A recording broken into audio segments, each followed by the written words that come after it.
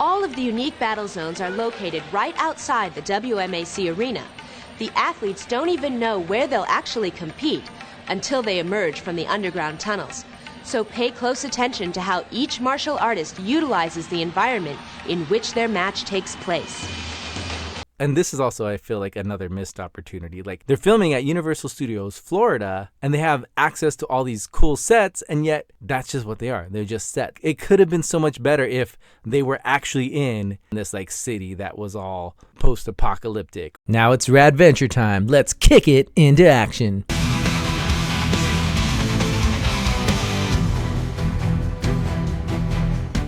All right, you rascals, welcome back. Today we're going to be talking about WMAC Masters. This is one I didn't really watch much as a kid. I do remember seeing at least one episode, but I think I might have thought it was Mortal Kombat or something like that, because that's what it gives, like Mortal Kombat vibes. It's kind of like a mix between Power Rangers and Mortal Kombat, but without as many stakes. And we'll get to that. But yeah, I have a vague memory of them sort of roasting Tsunami. Like, one of the other players was saying, like, an anagram for Tsunami is I am nuts. And me being like a word guy, like, I love words and writing and stories and stuff like that. So that joke really stuck with me. I'm like, oh yeah, it does. That's pretty cool. And I think I latched on to that joke because it was like the only sort of levity I saw in the episode. Everything else was kind of just like bland to me. So I'm like, all right, well, at least I had that. Oi, mate, yeah. This show's like, what if Mortal Kombat, but not as fun? Yeah, you see, like, hoping, like, I kind of wish it was more, what I was really hoping for is something more, like, cheesy, something a little more fun, but I guess that's really just not this show. It's kind of less Power Rangers and more WWE, but, like, even that, like, is not even an apt comparison, because the WMAC Masters, it seems like the main draw is more the martial arts and not really the story.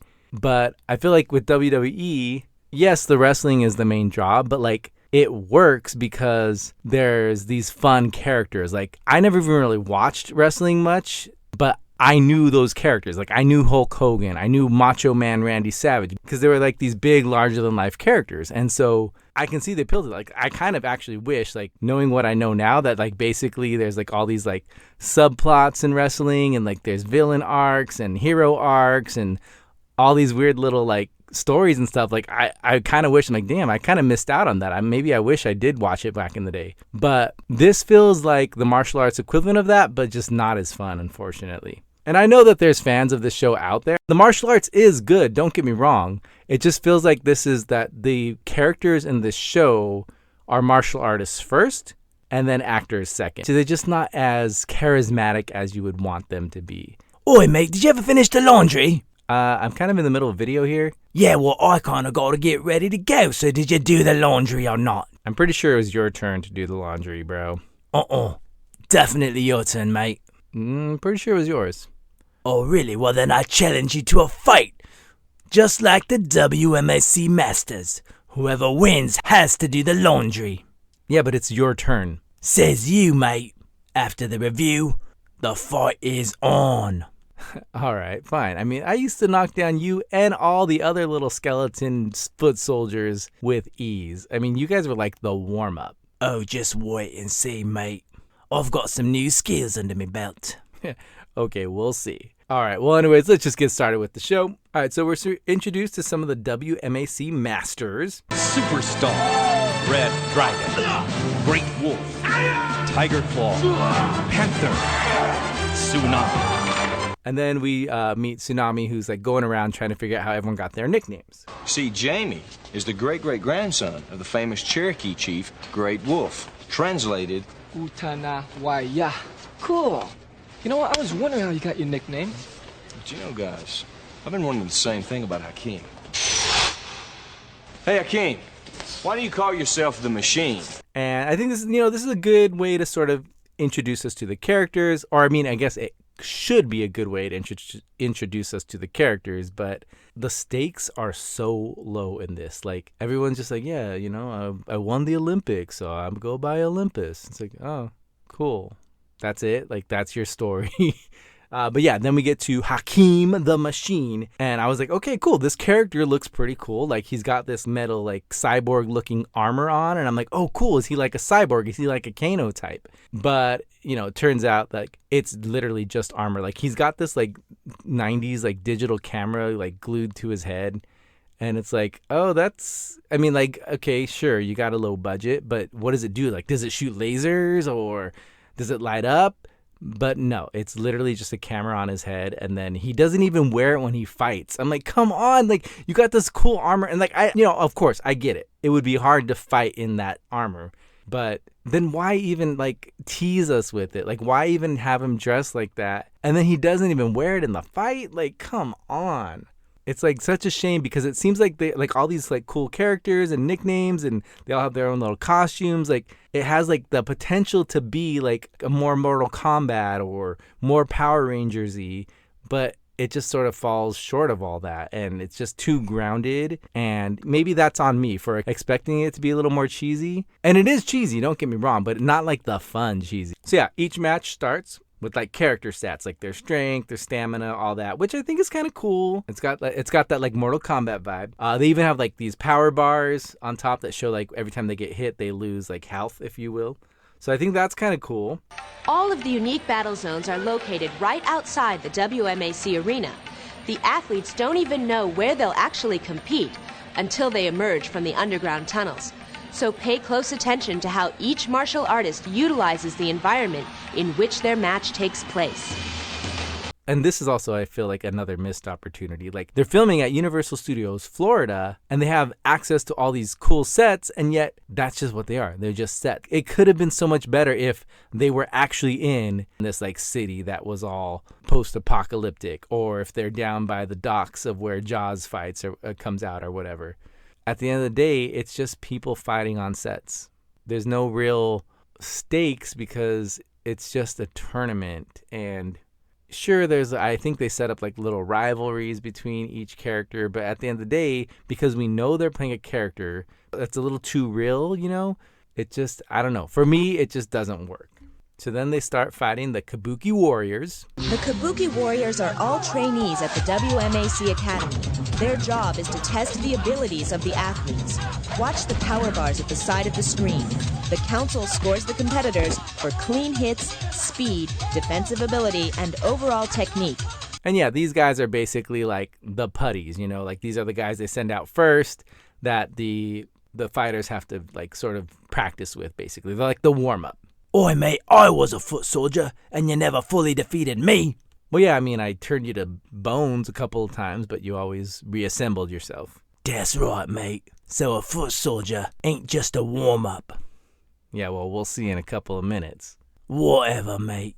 You're gonna be doing that laundry. So after the two fighters defeat the foot soldiers, then instead of like in Power Rangers, where after that they would fight the main monster, in this one they just fight each other. There's this part where Tsunami sort of teases Panthers. And you claim you can move as fast as a panther. Claim? What do you mean claim? I can run circles around you. Tsunami. Okay, like how does that prove that you're fast? That just proves you can do a backflip. I mean, cool, like backflips are not easy to do, but like that doesn't show that you're fast. So yeah, I don't know what he was thinking. And then Tsunami talks about his nickname. Tsunami, that's what, Japanese for tidal wave? Yeah. Shannon gave me a book about her father. Bruce Lee believed that water is the most powerful force in nature. So, Tsunami. And he just like low-key name drops that Shannon Lee is Bruce Lee's daughter, which I think is cool. Like having Shannon Lee be the announcer on the show, you know, kind of gives it a little more legitimacy because, you know, Bruce Lee is martial arts. But the way that he just casually drops it, like, it's just like, oh, she's his daughter. Like maybe it's like a well-known fact that Shannon Lee is Bruce Lee's daughter. And, you know, maybe I'm just the one out of the loop. It just kind of caught me off guard. Like, I mean, I knew of Brandon Lee because of The Crow and that whole tragedy and everything. But yeah, I had never heard of Shannon Lee. So, like, I don't know if they expected people to watch the show and see, hi, I'm Shannon Lee. And you're like, oh, that's Shannon Lee. But yeah, so finally, the machine has been, like, they've been asking the machine, like, hey, how do you get your nickname? He's like, oh, just hold on, you hold on. And then finally we get his backstory. All right, it's kind of like this. I haven't always been this calm, cool, devastatingly handsome fighting machine that you see here today. This is where things almost get good. Like he's talking about like discipline, control, and not being emotional in fights. And like that's why he's the machine. And then he talks about his sort of rival in the past named Steve. Yes, Steve. The most dangerous name in martial arts. Instead of like a real flashback that we kind of like live with, we kind of get to know the characters. There's some back and forth dialogue. There's some emotional moments. It's just the machine narrating it. I knew I had disgraced Master Do. He thought our martial arts discipline had helped us regain our composure. But that wasn't the end of it for me and Steve. It was just the beginning. And yeah, this guy's clearly a martial artist first and an actor second. You know, I guess I'm more of a story and like character person. And yeah, some people are probably just watching this for the martial arts, for the fights. And yeah, that's fine for them. But, you know, it kind of just doesn't fully deliver because he's just telling the story. And yeah, we're seeing scenes of it happening. I think it would be so much better if we actually got to live in those scenes a little more. Like we got to see what he was thinking or feeling rather than just being told. But again, at least it's something. Like at least it's something for it to like hook onto. So I kind of like this part. But yeah, basically he says that he almost lost his temper fighting his rival Steve, but he learned to like control himself and like be disciplined. And from then on, he's going to be disciplined like a machine. The nickname kind of makes sense, I guess. But imagine if he was just a cyborg, right? I mean, couldn't he just be a cyborg? And then like maybe Steve hurt him so much that he had to replace his arm or his eye with that digital camera or whatever. But no, again, this is not that show, unfortunately. Or fortunately. But yeah, so there's the final match between the Machine and Superstar.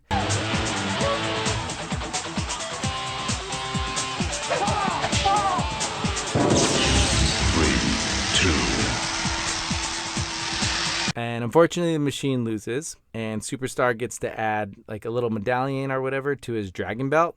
And this is actually a cool gimmick. Like, I kind of like this part. Like, you collect little pieces for your belt each week until you like complete it. And, you know, there's like a sort of arc there, like something to root for. Like, oh, look, he's almost got his belt done. Oh, this other character's almost got his belt done and stuff like that. So I can kind of see that as like a hook to like keep you coming back. Again, not much happens. Like there's a couple of fights and then a little bit of character development, but overall it's more of a martial arts show, and then like the characters and story are sort of secondary. Usually what I'm looking for in these, I want more story, more character, and more cheesiness, man. Like if he's the Machine, he should be shooting lasers out of that digital camera on his head. So yeah, I mean, I get it's more of like a martial arts show, but the potential was there for it to be like just so much better. Like it could have been more Mortal Kombat, but it just kind of doesn't fully get there, unfortunately. Yeah, mate, you should watch the Mortal Kombat show next. Or the movies. I'll bet there's some good cheesy action in those. Yeah, you know what? Maybe that's maybe further down the list, but yeah, we might get there eventually. Now, as for who's gonna do the laundry. All right, man, you really want to do this? Let's go. Boy, mate, prepare to go down. You prepare to go down. This is gonna just be just like old times. Let's go. Yeah.